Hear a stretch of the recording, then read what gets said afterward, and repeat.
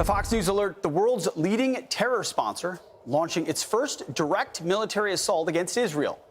Iran's Revolutionary Guard retaliating after two of its officials, one of them being its top official, were killed in a strike at a consulate in Syria earlier this month.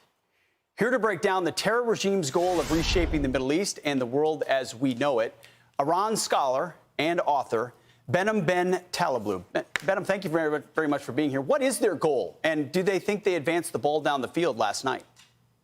Pleasure to be with you. In essence, I think the regime is trying to enact a death by 1,000 cuts strategy against Israel. We know that for 45 years it's had enmity, ideological and strategic, with the Jewish state. And when it says death to Israel, it means it. When it says death to America, it means it. But unlike other actors, this regime knows how to fight to live another day. So I think last night was just the beginning of a change that we're seeing in the security posture of the world's foremost state sponsor of terrorism. So expect more, not less, public operations. So that's interesting, because you could have a debate about whether or not the Iranian leadership and regime is a rational actor. You're sort of saying they're both, that they have this ideological bent, but they're not suicidal. So they want death to Israel, but they're going to inform the world that they're going to attack because it serves their purposes for now in pursuit of a larger goal. That's right. Some would say the word for this is means ends rational.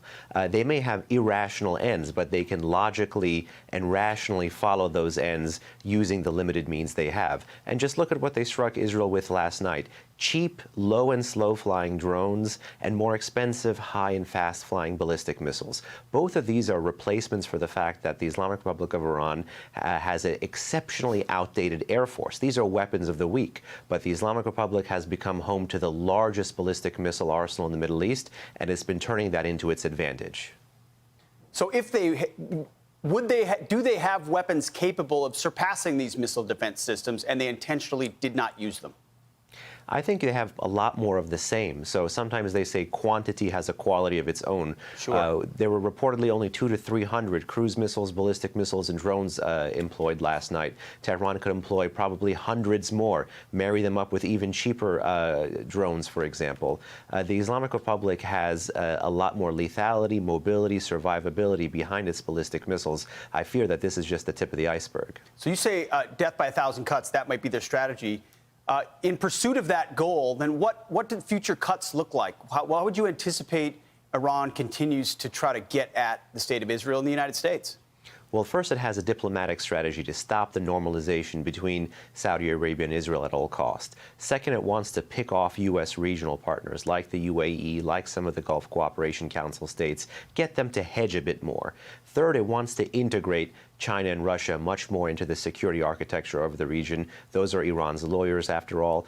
And fourth, it wants to continue to animate a boom and bust cycle of violence against Israel from wherever it comes, from the Gaza Strip, from Lebanon, from Syria, and to force Israel to essentially be eradicated. And that's why they've encircled Israel with a ring of fire of Iran-backed weaponry, drones, missiles, rockets, you name it. Real quick, Behnam, do you anticipate a retaliation from Israel, and how large?